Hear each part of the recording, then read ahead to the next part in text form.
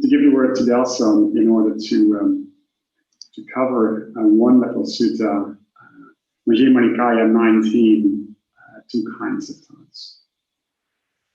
Thank you, Kuhn. Good morning, good afternoon. Delson in order to cover one little sutta. All right, let me start.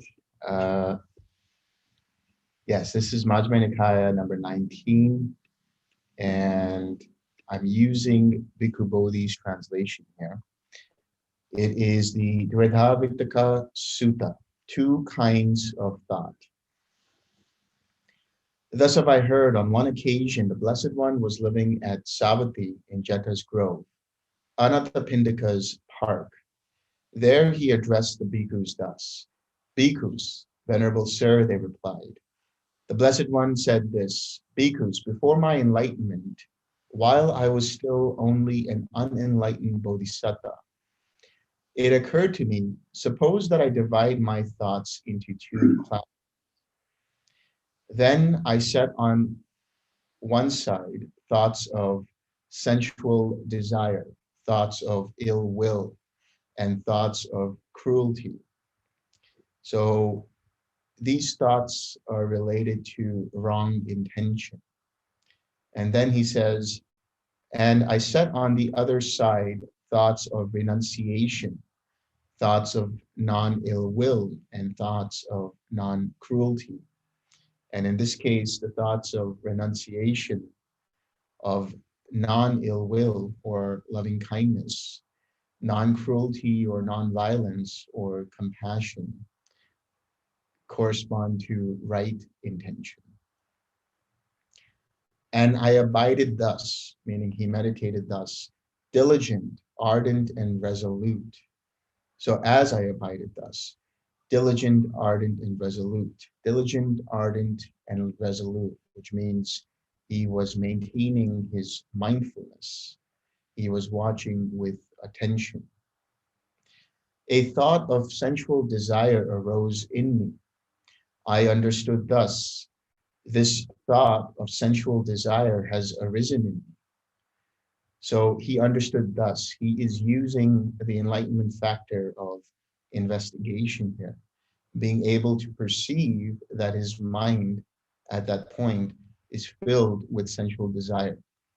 And he says, this leads to my own affliction, to others' affliction, and to the affliction of both. It obstructs wisdom, causes difficulties, and leads away from nibbana. When I considered this leads to my own affliction, it subsided in me. When I considered this leads to others' affliction, it subsided in me. When I considered this leads to the affliction of both, it subsided in me. When I considered this obstructs wisdom, causes difficulties, and leads away from nibbana, it subsided in me. In this case, here you can understand it to be using mindfulness through the process of right effort. So first he was maintaining his mindfulness, watching his mind, and then understanding through investigation that there is this particular kind of thought, this unwholesome thought of sensual desire, a thought of being distracted, of craving. And so as soon as he recognized it, meaning he immediately saw that there is present this thought of craving, this hindrance of craving, it subsided, meaning when you recognize a hindrance in your meditation and that the mind has swayed from its object, you immediately stop the flow of further thoughts. It subsides. And so whenever a thought of sensual desire arose in me, I abandoned it, removed it, did away with it. I abandoned it, removed it, did away with it. This means that he was able to recognize, release his attention away, or his awareness away from that craving, come back to his mindfulness, let go of that craving, thus abandoning it and removing it and doing away with it. And then he continues with the rest. As I abided thus, diligent, ardent, and resolute, a thought of ill will arose in me. And he continues with, a thought of cruelty arose in me. I understood thus, this thought of cruelty or ill will has arisen in me. It leads to my own affliction, to others' affliction, and to the affliction of both.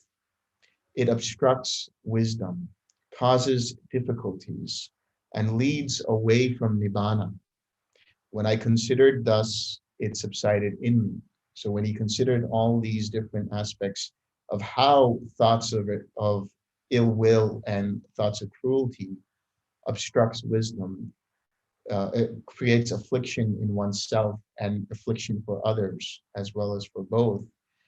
In recognizing that this is a painful thought, this is a thought of craving or of ill will and cruelty, he recognized it, stopped its flow, released it, let go of it, relaxed, and came back to his object.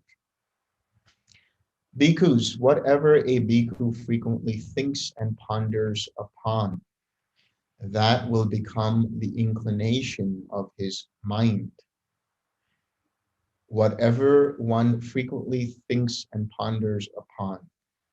This is relating to reflection, which can lead to mental proliferation, which as we discussed before, mental proliferation includes craving and clinging and being. It can create the circumstances for craving to arise. And so it creates then the circumstances for clinging to arise. And that creates in one the habitual patterns of thought. And those habitual patterns of thought are the inclination of one's mind, the being, the underlying tendencies which have been accumulated and from which one acts. If he frequently thinks and ponders upon thoughts of sensual desire, he has abandoned the thought of renunciation to cultivate thought of sensual desire. And then his mind inclines to thoughts of sensual desire. So the more you think about how something is present that you don't like, by feeding it attention, it will only continue to grow. And as it continues to grow, it will cause craving, the mindset of aversion, more specifically. And this creates clinging to views, clinging to the sensory experience, clinging to that I don't want this process, which then creates the underlying tendency for resistance and the other underlying tendencies towards views and so on. And so that becomes a part of this built up identity that becomes bhava. And so whenever one has the same kind of stimulus, their reaction to that stimulus will be similar to how they reacted before. So that is why mindfulness and investigation help one to understand in that moment that if craving is arising, to let go of it through the 6R process, through the 4 right efforts, change the trajectory of choice by making a wholesome choice, thus weakening those inclination and underlying tendencies and strengthening the wholesome states, strengthening the enlightenment factors, strengthening the Brahma Viharas, and so on. If he frequently thinks and ponders upon thoughts of ill will or cruelty, he has abandoned the thought of non-ill will and non-cruelty to cultivate the thought of ill will and cruelty, and his mind inclines to thoughts of ill will and cruelty. Just as in the last month of the rainy season in the autumn, when the crops thicken, a cowherd would guard his cows by constantly tapping and poking them on this side and that with a stick to check and curb them. Why is that? Because he sees that he could be flogged, imprisoned fined or blamed if he let them stray into the crops. So too I saw in unwholesome states danger, degradation, and defilement, and in wholesome states the blessing of renunciation, the aspect of cleansing. So in wholesome states, by renouncing the unwholesome states, and therefore weakening them, cleansing the mind of them, one cultivates the wholesome states. And then he continues, as I abided thus, diligent, ardent, and resolute, a thought of renunciation, a thought of letting go, of being in a state of not holding on to anything, not identifying with anything, arose in me. I understood thus, this thought of renunciation has arisen in me. This does not lead to my own affliction, or to others' affliction, or to the affliction of both. It aids wisdom, does not cause difficulties, and leads to nibbana. So this is the first aspect of right intention. If I think and ponder upon this thought, meaning if he continues to think about letting go, even for a night, even for a day, even for a night and day, I see nothing to fear from it. But with excessive thinking and pondering, I might tire my body. And when my body is tired, the mind becomes strained. And when the mind is strained, it is far from concentration, from collectedness. So this excessive thinking and pondering comes and manifests in different ways.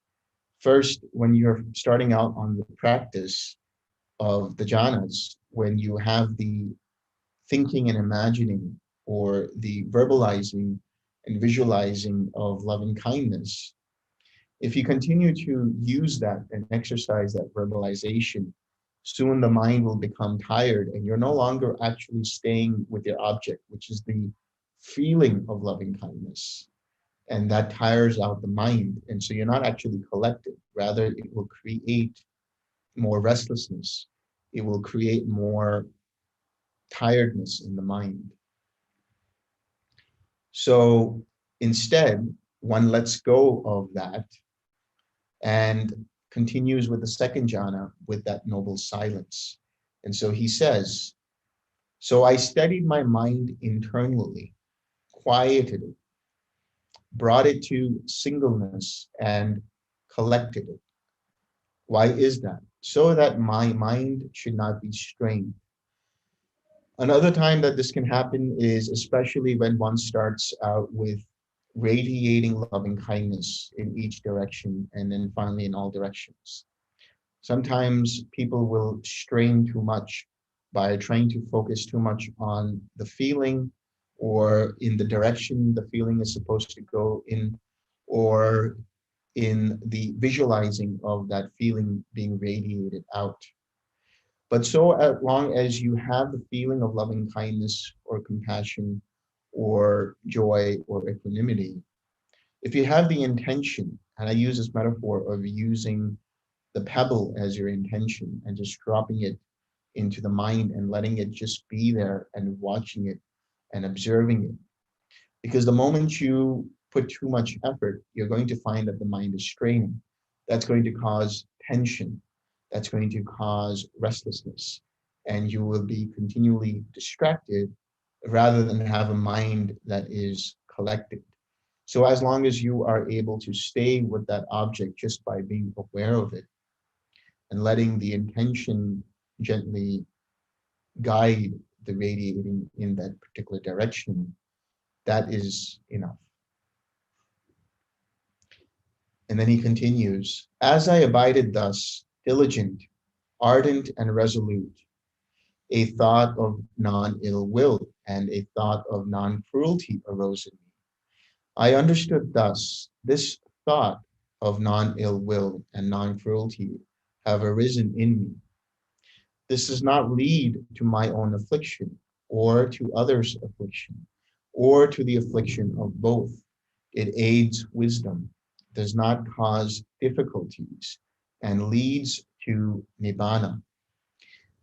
If I think and ponder upon this thought, even for a night, even for a day, even for a night and day, I see nothing to fear from it. But with excessive thinking and pondering, I might tire my body. And when my body is tired, the mind becomes strained. And when the mind is strained, it is far from collectedness. So I studied my mind internally, quieted it, brought it to singleness, and concentrated it or collected it. Why is that? So that my mind should not be strained. Bhikkhus, whatever a bhikkhu frequently thinks and ponders upon, that will become the inclination of their mind. If they frequently think and ponder upon thoughts of renunciation, they have abandoned the thought of sensual desire to cultivate the thought of renunciation. Then their mind inclines to thoughts of renunciation. If they frequently think and ponder upon thoughts of non-ill will or loving kindness, upon thoughts of non-cruelty or compassion, they have abandoned the thought of ill will and cruelty to cultivate the thought of non-ill will or loving kindness and non-cruelty or compassion. And so their mind inclines to thoughts of loving kindness and compassion. So in the same way, if one continues to develop this right thought being the second factor of the Eightfold Path, they will incline towards Nibbana. Because so long as the intention or the right thought is pervasive in the mind, it will generate right speech and right action, right livelihood, right effort, resulting in right mindfulness, right collectedness or samadhi, and finally, right knowledge and freedom. So this right intention, the cultivating of that is using the effort to be able to know in every moment with mindfulness, with awareness and attention, if there is craving or aversion present, if there is thoughts of ill will or cruelty present, if there are thoughts of sensual desire present. When you recognize it, you stop their flow, you release your awareness using mindfulness to come back to the awareness of the body and mind. Relax the mind and body, relax the tension caused by that hindrance and let it go, and then cultivate the attitude of loving kindness, cultivate the attitude of compassion. The more you do this, the more you have right intention. And because of that, you are first and foremost letting go of wrong intention, but secondly, stopping in its tracks the links of craving, and then thereby stopping the link of clinging and being. The moment you cut off the link of craving, you stop the flow of karma. You stop the flow of creating this sense of self. The moment you stop personalizing it, you stop the flow of dependent origination, and thus you stop the suffering from arising. And then he continues, just as in the last month of the hot season, when all the crops have been brought inside the villages, a cowherd would guard his cows while staying at the root of a tree or out in the open, since he needs only to be mindful that the cows are there. So too, there was need for me only to be mindful that those states were there. Now, looking at the simile of the cowherd, you can interpret it in this way. Before, the Buddha was talking about the simile of a cowherd in which he must poke and prod the cows so that they don't get out of line and then go towards the crops. You can see in this simile, you can interpret it in this way. that the cows really are the attention that sway into the crops, and those crops being the different hindrances, becoming distracted by sensual craving, becoming distracted by ill will, becoming distracted by restlessness, sloth and torpor, and doubt. But then once you let go of it and you've done away with the hindrances through the 6R process, and your mind and your attention are now staying unified around, collected around the object of meditation, you only need to be aware of it.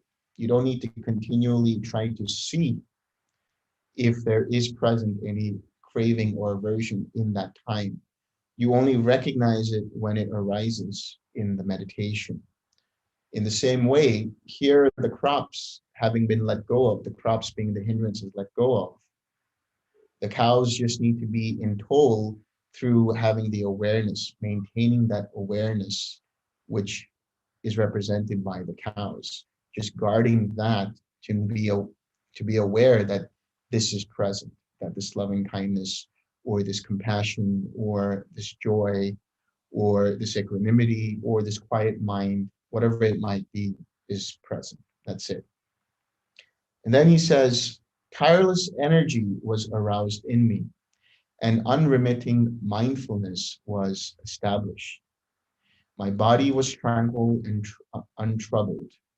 My mind concentrated and unified. So in the beginning, the Buddha is looking at, or the Bodhisattva in this case, he's looking at the different states of mind. He's aware of them through mindfulness, recognizing what states are arising.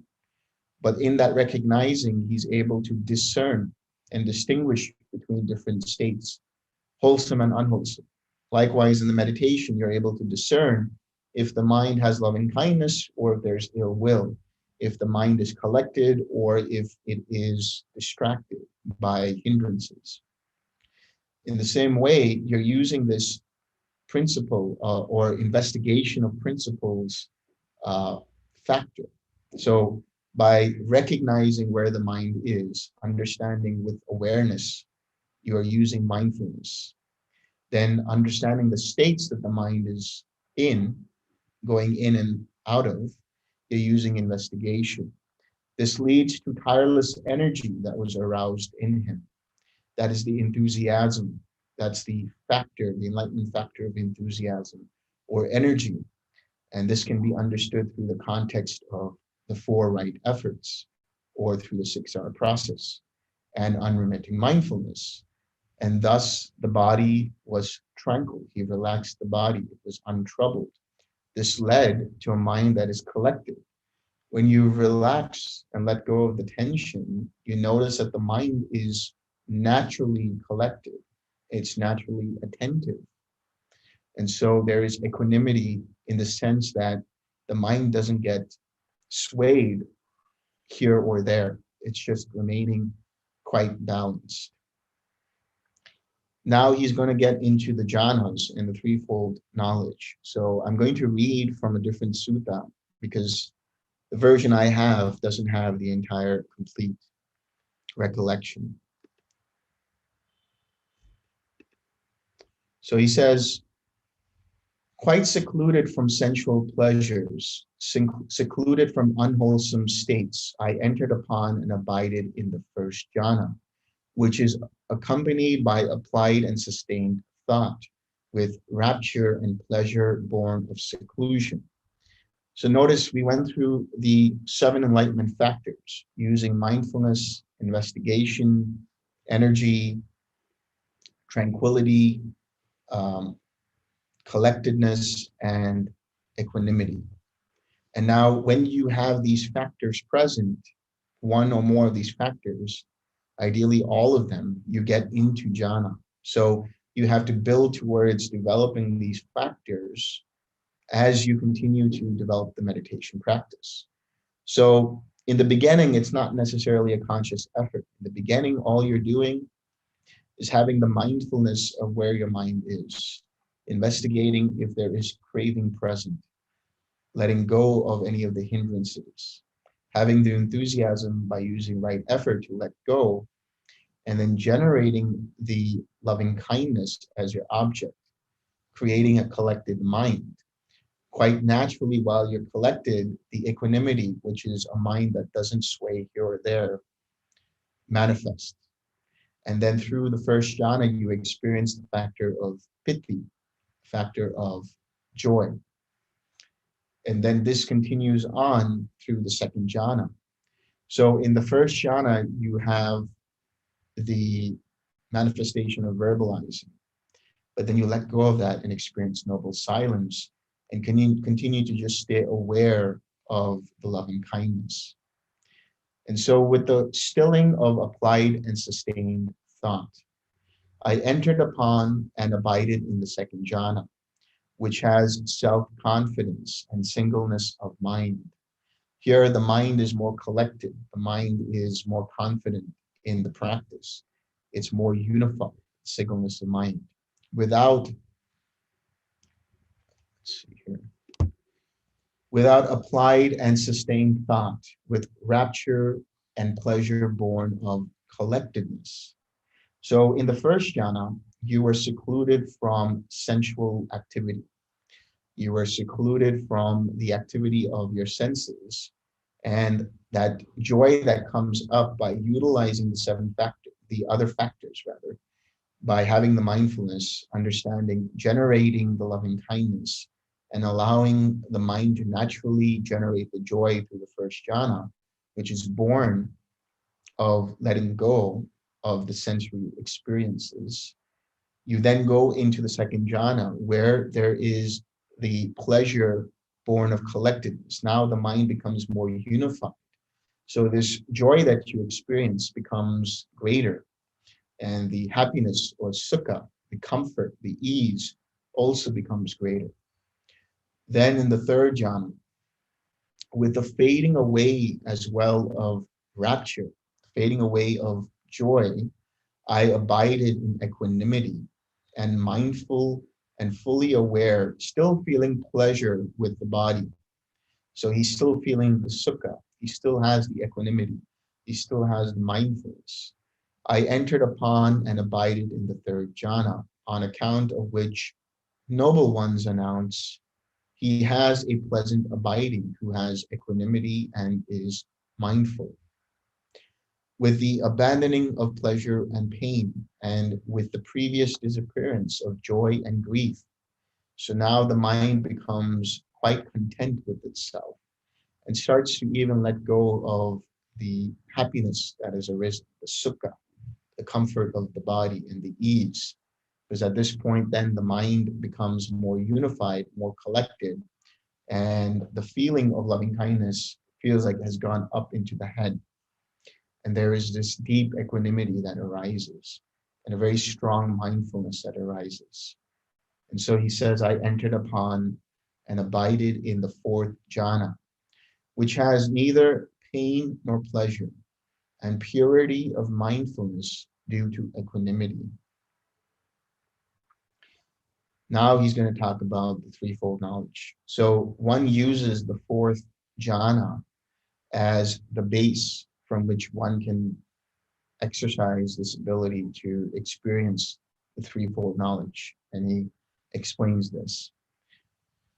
When my collected mind was thus purified, bright, unblemished, rid of imperfection, malleable, wieldy, steady, and attained to imperturbability, meaning the mind has become soft, but it has also become quite strong and balanced.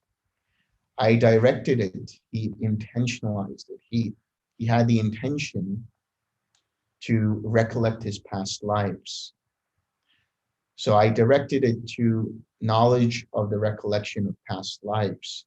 I recollected my manifold past lives. That is one birth, two births, two births, three births, four births, five births, 10 births, 20 births, 30 births, 40 births, 50 births, 100 births, 1,000 births, 100,000 births, many eons of world contraction, many eons of world expansion, many eons of world contraction and expansion. There I was so named of such a clan with such an appearance, such was my nutriment, such my experience of pleasure and pain, such my life term. And passing away from there, I reappeared elsewhere. And there too, I was so named of such a clan with such an appearance, such was my nutriment, such my experience of pleasure and pain, such my life term. And passing away from there, I reappeared here. Thus, with their aspects and particulars, I recollected my manifold past lives. This was the first true knowledge attained by me in the first watch of the night. Ignorance was banished, and true knowledge arose. Darkness was banished, and light arose, as happens in one who abides diligent, ardent, and resolute. So in the process of recollecting his past lives, the way one can do it is by looking at formations and seeing how those formations arose due to previous circumstances. And it's like rewinding the different memories you've had, starting from this moment to the last few minutes, to the last half hour, to the last hour, to the last few hours, all the way up until the last day, and so on and so forth. You go into each detail and you look at how the formations arose because of that. The formations, the sankharas, are the key to understanding rebirth. And you understand how rebirth is impersonal. So there's no soul or consciousness becoming reborn over and over. It's the formations that give rise to consciousness that arises in the mentality or a mentality materiality, which then gives rise to that being and then the birth of that being and so on. So in that process, you go backwards. And what you're looking at is actually, through this process, the links of dependent origination that arise through the past lives. So he was actually being able to see the links of dependent origination, which is why he says, ignorance was banished and true knowledge arose. And then he says, when my concentrated mind was thus purified, bright, unblemished, rid of imperfection, malleable, wieldy, steady, and attained to imperturbability, I directed it to knowledge of the passing away and reappearance of beings. With the divine eye, which is purified and surpasses the human vision, I saw beings passing away and reappearing, inferior and superior, fair and ugly, fortunate and unfortunate. I understood how beings pass on according to their actions. Thus, these worthy beings who were ill conducted in body, speech, and mind, revilers of noble ones, wrong in their views, giving effect to wrong views in their actions, and on the dissolution of the body after death, have reappeared in a state of deprivation, in a bad destination, in perdition, even in hell. But these worthy beings who were well conducted in body, speech, and mind, not revilers of noble ones, right in their views, giving effect to right view in their actions, on the dissolution of the body after death, have reappeared in a good destination, even the heavenly world. Thus, with the divine eye, which is purified and surpasses the human vision, I saw beings passing away and reappearing, inferior and superior, fair and ugly, fortunate and unfortunate. And I understood how beings pass on according to their action. The way karma works is through dependent origination.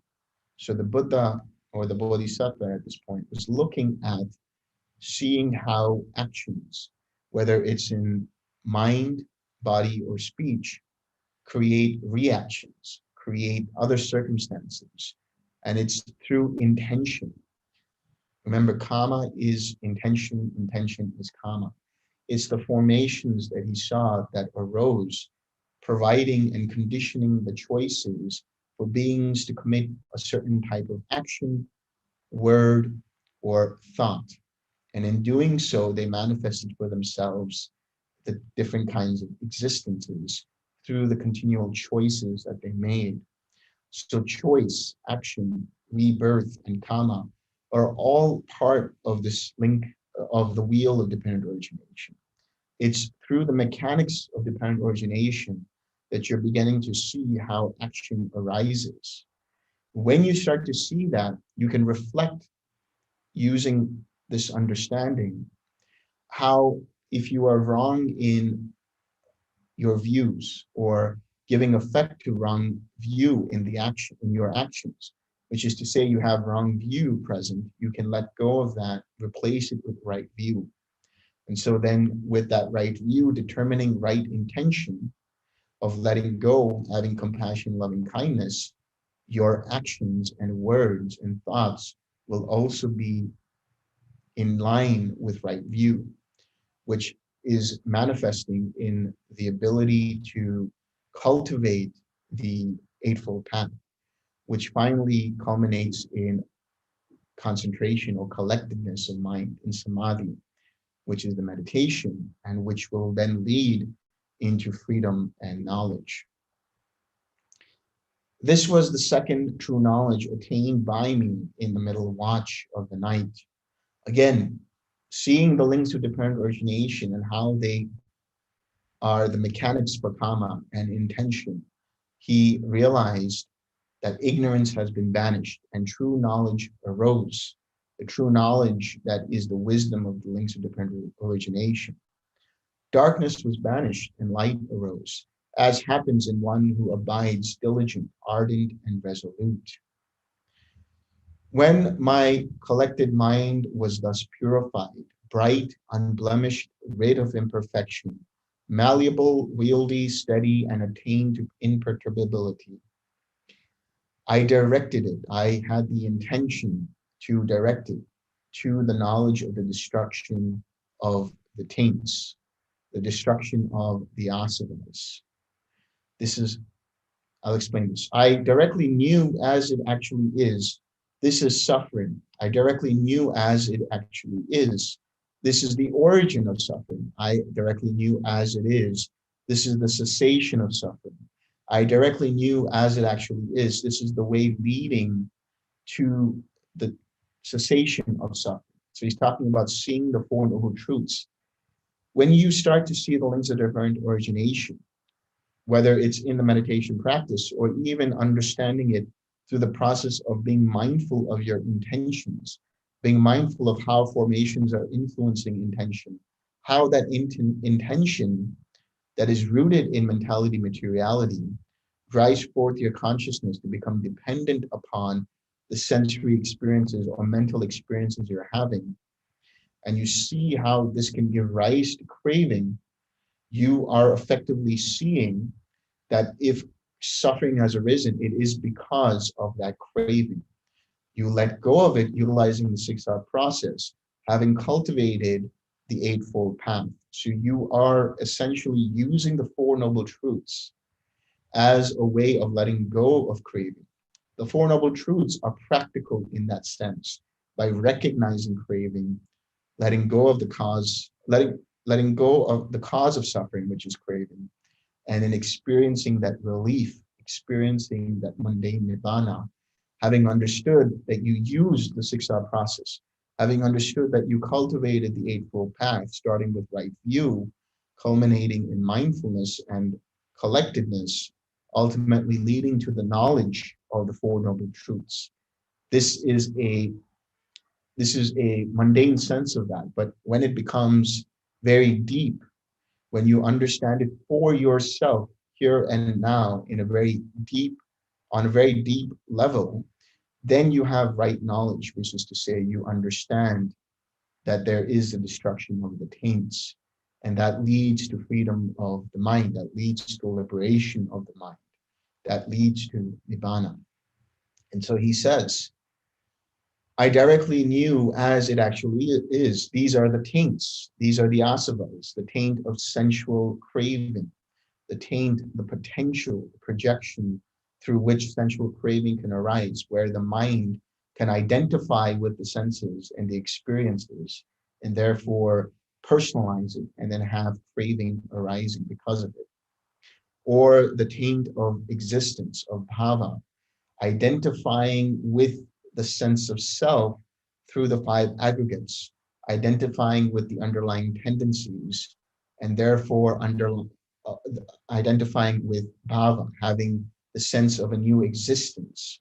You let go of the projections, you let go of the potentials for that to arise. You understand ignorance, which is the ignorance of the Four Noble Truths, not understanding the five aggregates as they are, which are impermanent, not worth holding on to because they cause suffering through wrong view and are ultimately impersonal. Not understanding the three characteristics in that way, and finally not understanding the links of dependent origination and how they influence behavior, choices, action, karma, and rebirth.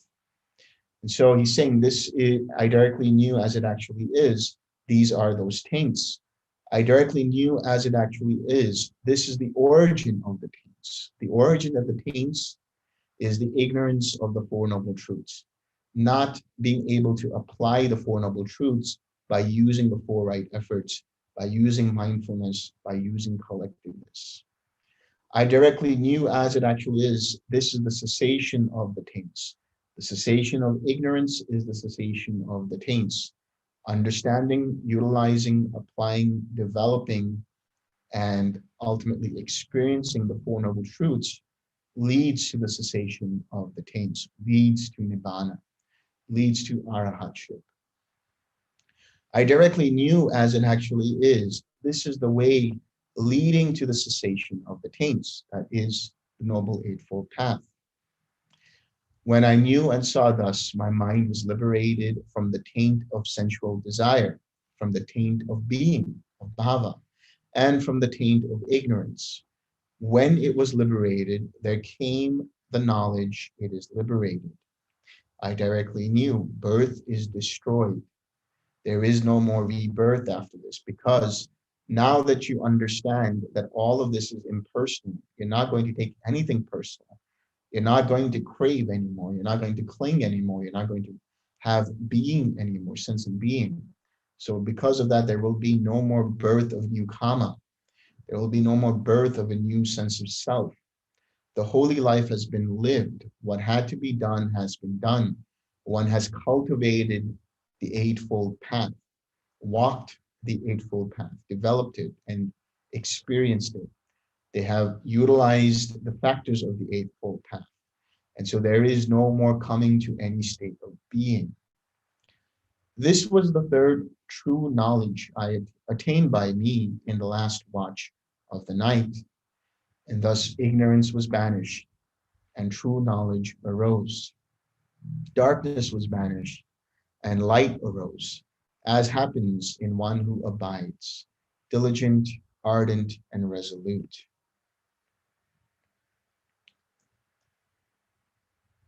Let me continue.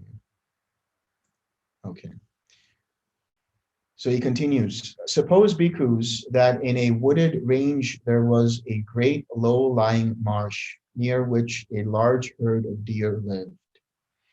Then a man appeared desiring their ruin, harm, and bondage, and he closed off the safe and good path to be traveled joyfully. And he opened up a false path. He put out a decoy and set up a dummy, so that the large herd of deer might later come upon calamity, disaster, and loss. But another man came desiring their good, welfare, and protection, and he reopened the safe and good path that led to their happiness. And he closed off the false path, and he removed the decoy and destroyed the dummy, so that the large herd of deer might later come to growth, increase, and fulfillment.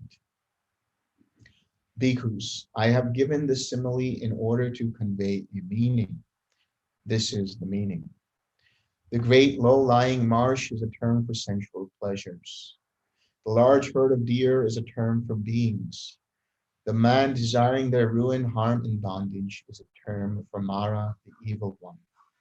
The false path is a term for the wrong eightfold path. That is wrong view, wrong intention, wrong speech, wrong action, wrong livelihood, wrong effort, wrong mindfulness, and wrong collectedness.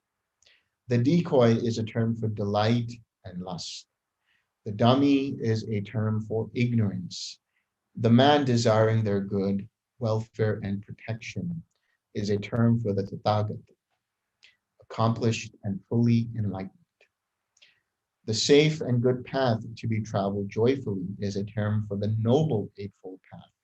That is right view, right intention, right speech, right action, right livelihood, right effort, right mindfulness, and right collectedness. So, bhikkhus, the safe and good path to be traveled joyfully has been reopened by me. The wrong path has been closed off, the decoy removed, the dummy destroyed. What should be done for his disciples out of compassion by a teacher who seeks their welfare and has compassion for them? That I have done for you, bhikkhus. These are these roots of trees, these empty huts. Meditate, bhikkhus, do not delay or else you will regret it later. This is our instruction to you. That is what the Blessed One said. The bhikkhus were satisfied and delighted in the Blessed One's words.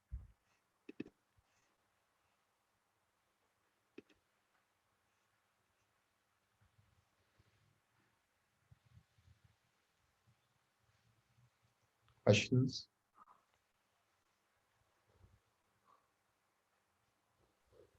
Hi, Delson. No. Can I just ask about observation thoughts and where they fit into the, I've been discussing thoughts and the karmic process of dependent origination today. I'm just wondering how they fit into that, that narrative. You're referring to observation of thoughts? Or Observation thoughts that occur during the meditation, those kind of background thoughts as opposed, can sometimes become distracting, but not necessarily perhaps hindrance as such. Yeah. So it's really perception. You have perceiving what is happening in the way of what is arising in meditation. And that's actually using the factor of investigation, which is discerning what is happening in the meditation. So if it becomes too much or you give too much attention to it, it can cause restlessness. So that's why I always caution people to utilize investigation, but don't go out looking for discerning these states. When they arise, as they arise, the mind with its mindfulness will understand them, detect them. And then along with that, you realize whether you need to let go of it, if it's craving or causing restlessness, or just to let it be and continue with your object of meditation.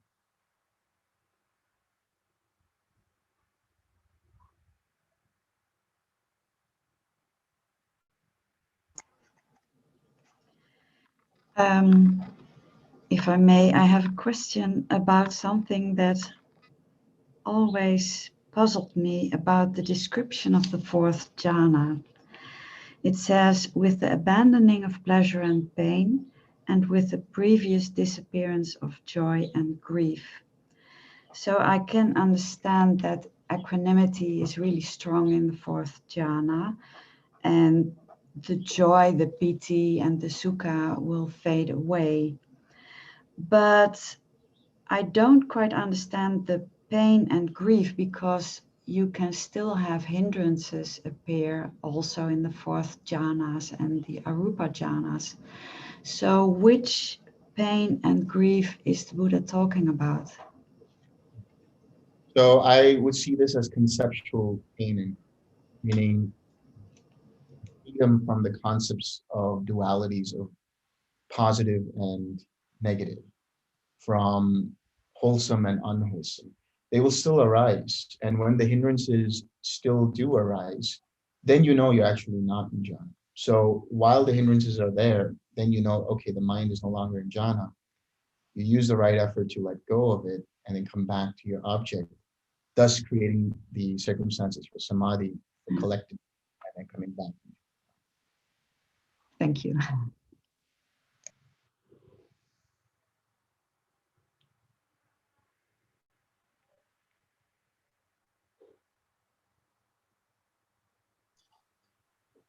Hi, Delson. You talked about this threefold knowledge and using the equanimity, then one intends to see that threefold knowledge. So is this something that you kind of, with the intention, one can practice that kind of knowledge? Or is this something that just arises as one reaches the equanimity? I just wanted to understand the route that you take to understand the threefold knowledge a bit better. It's a conscious effort. So that means that there is the intention of you practicing the threefold knowledge. So you have the intention of seeing how formations have arisen based on past circumstances. So you start to, as I said, start to rewind your mind, so to speak, from this moment all the way to however many lifetimes you want to go. But the threefold knowledge really is not something that arises on its own. You have to direct the mind. You have to be able to have the intention and then make the effort to be able to see what arises. So the distinction is you're not making the memories to arise. You're just having the intention for those memories to arise. And the memories will arise on their own by looking at the formations. So it's because of those formations which are the key to understanding rebirth. It's the formations that are the key to understanding past circumstances, past actions, and past, let's say, existences within one lifetime, but then also within multiple lifetimes as well. Thank you.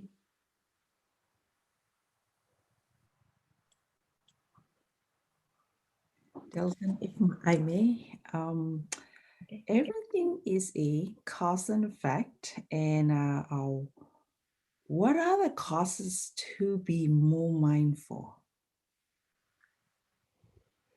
Yeah. It's a matter of effort. It's a matter of consistent and constant practice. So this question can be answered in understanding that mindfulness arises at any moment with intention. So if you recognize that you're not mindful, you're actually mindful, because you have now placed your mind on the awareness that, oh, the mind is not here. But as soon as you apply it, you take a pause, reflect on it, and continue staying in that mindfulness. So it's a matter of having the intention in whatever you're doing, just even outside of the meditation. If you're walking, if you're eating your food, whatever it might be, set the intention before that action to be mindful. The more you do that, what you're doing is effectively reconditioning the mind to be more mindful. You're letting go of the formations that cause wrong mindfulness or cause wrong attention, and you're strengthening with the intention. It's the intentions rooted in the formations that are brought forth by your active choice to be mindful just before you do something that starts to strengthen it. So that's why it's a matter of consistent practice and effort, because the more you do it, the more you're strengthening the formations related to mindfulness, and you're weakening those that are related to not being mindful. Thank you.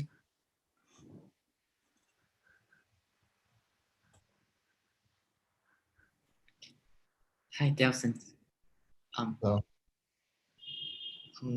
I'm not sure if I hear it correctly, but well, you mentioned that if we able to see the cause of our craving, or I think it's attachment, it starts to let it go.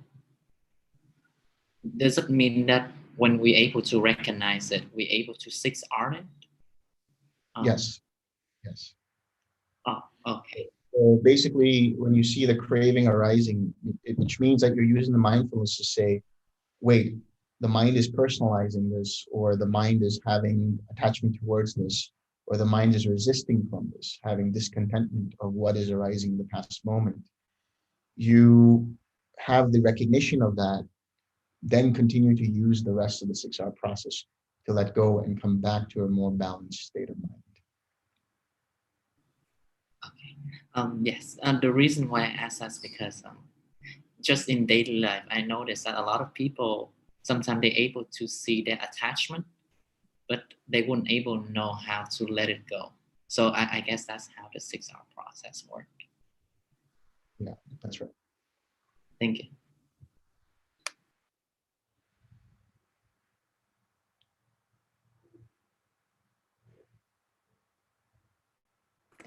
Hi, Delson. I just wonder whether if you can confirm the 3 ways of liberation. Liberation by mind, according to Sutta, is the Brahma Vihara. Then the 2 ways liberated. Then the liberation by wisdom. I think from another sutta, it says that that person does not have direct meditation experience of the formless. So can I then conclude actually the way that liberated through studying to going from 4th jhana to the past life and through all understanding the rebirth condition is actually liberation by wisdom? I kind of concluded that seems to be it. Well, so liberation by mind, that's Chaitya Vimurti, is liberation through the practice of jhanas. So Yeah. even having gone through threefold knowledge, you need the base of the 4th jhana. So you need to be able to go through the first 4 jhanas, using the 4th jhana as a base, then go through the process of the threefold knowledge. And you are liberated by both the mind, or through jhana practice, and wisdom. Liberation by wisdom is really reflection and analysis, seeing in the moment as it arises how the 5 aggregates, when they arise and pass away, are not self, are impermanent. So it still requires a deep mind or a quiet mind to be able to reflect in this way. You're not actively analyzing, but you're watching in every moment how the aggregates are arising and passing away. You're watching how intention is arising and causing the choices that you're making.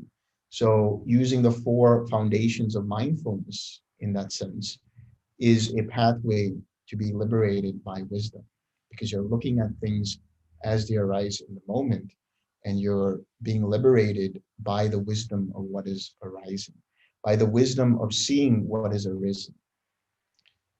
The liberation of the mind is where you cultivate the mind in right collectedness, cultivate the mind through jhana practice, and you're able to then understand the links of dependent origination, whether it's after cessation or at another point in time in any of the jhanas, seeing deeply the links of dependent origination. You are actually then thereby liberated by both. You're liberated by the mind and you're liberated by wisdom, because it's the seeing of the links of dependent origination that is wisdom. So when you see the arising and passing away of 5 aggregates, you're seeing how the links of dependent origination are flowing through the 5 aggregates. That is liberation by wisdom.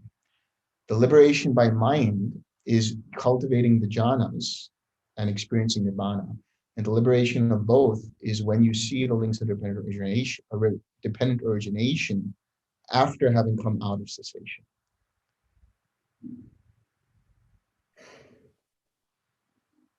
I thought liberation by wisdom must have the 4th jhana, must have the 1st, 2nd, 3rd, and the 4th jhana as well, because the 1st, 2nd, 3rd, 4th jhana forms part of the 7 enlightenment factor. You can still have the enlightenment factors, but you're not actively in jhana. You're just developing the enlightenment factors. For example, you have mindfulness when you're having the 4 foundations of mindfulness. You're investigating into the states as and when they arise through the 5 aggregates. You have the effort of watching this quite actively. Then the joy naturally arises. You have mind that is relaxed. You have body that is relaxed. That creates a collected mind, which is able to unify around what is arising and seeing it in the moment as it arises and passes away. When you have that, you have equanimity, which means you're not swayed away by when you see the arising of, let's say, the form aggregate. You're not swayed by when you see the arising of feeling or perception. You don't identify with it. You're just watching it, quite detached and just observing it like a scientist. So the 7 enlightenment factors are required when you have jhana practice, but they are also possible when you have the 4 foundations of mindfulness. It's always the mindfulness that begins the whole process anyway. So whether it's through jhanas or through the 4 foundations of mindfulness, you'll still be utilizing 7 factors of awakening. Thank you.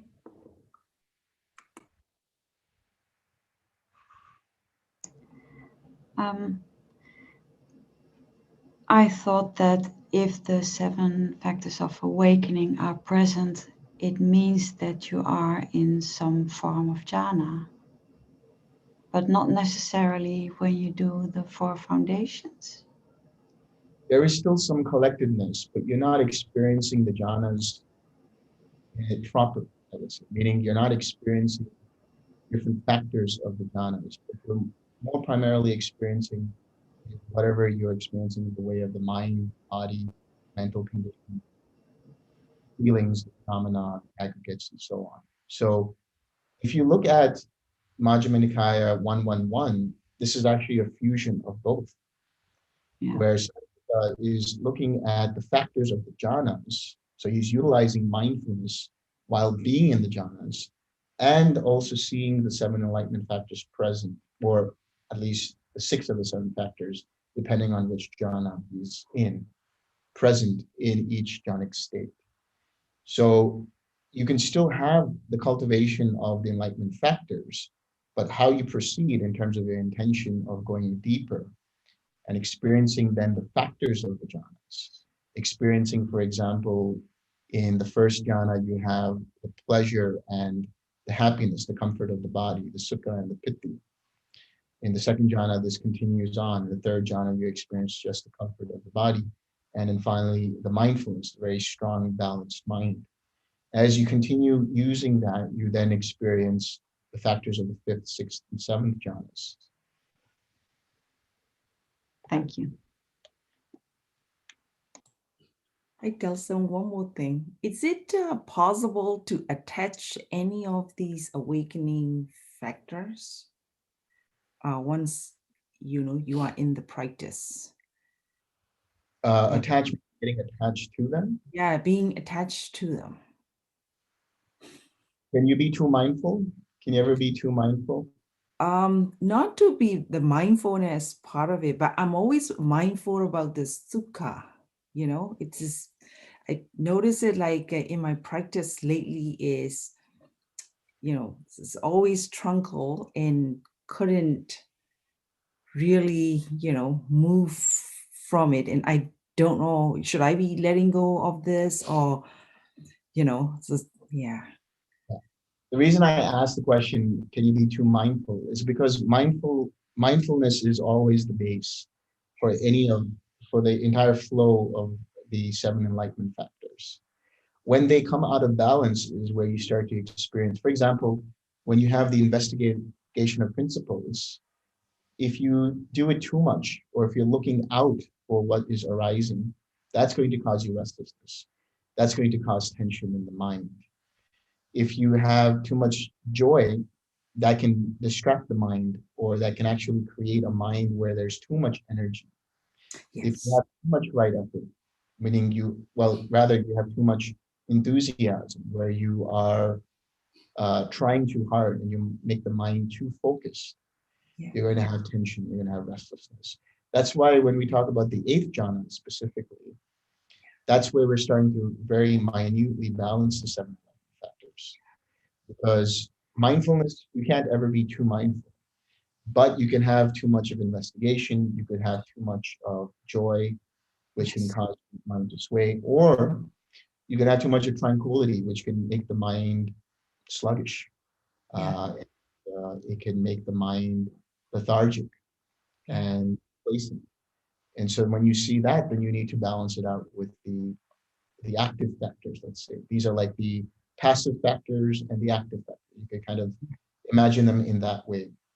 But of course, collectedness, there is something about too much collectedness, meaning your mind becomes so collected because it becomes focused on an object to the point that you suppress the mind.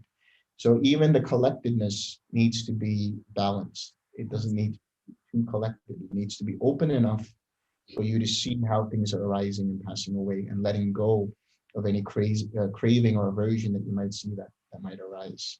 Equanimity also, you don't necessarily have too much equanimity or too little equanimity. If you have too much equanimity, you might have imbalance in the way you're compassionate to other beings. You might have imbalance in the way of experiencing joy for other beings. So there has to be a balance of everything. If you don't have too much equanimity and you have too little equanimity, you can become too distracted quite easily. So all of these have to be balanced. But mindfulness, you can have loads and loads and loads of mindfulness and you won't have a problem.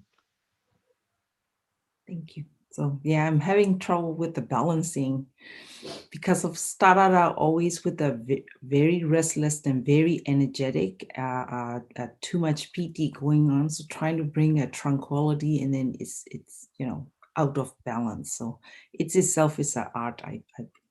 Yeah, I mean, when you see that you have too much joy, you have too much energy, you just basically stop everything. Just let go of that joy, let go of that energy, relax, keep relaxing until you see that the mind becomes collected. Once you see that the mind has become collected and no restlessness is arising, that's when you know that the mind is balanced in terms of the rest of the factors. All right. Thank you so much. Thank you.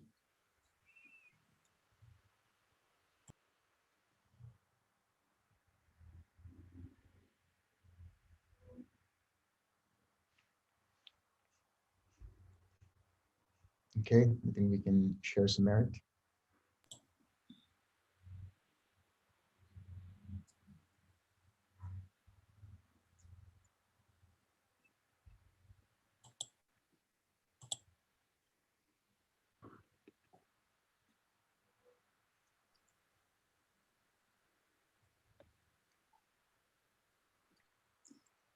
May suffering ones be suffering free, and the fear struck fearless be. May the grieving shed all grief, and may all beings find relief. May all beings share this merit that we have thus acquired for the acquisitions of all kinds of happiness. May being inhabiting space and earth, Devas and Nagas almighty power, share this merit of ours. May they long protect the Buddha's dispensation. Sadhu, sadhu, sadhu. Thank you so much, Delson. Thank you very much.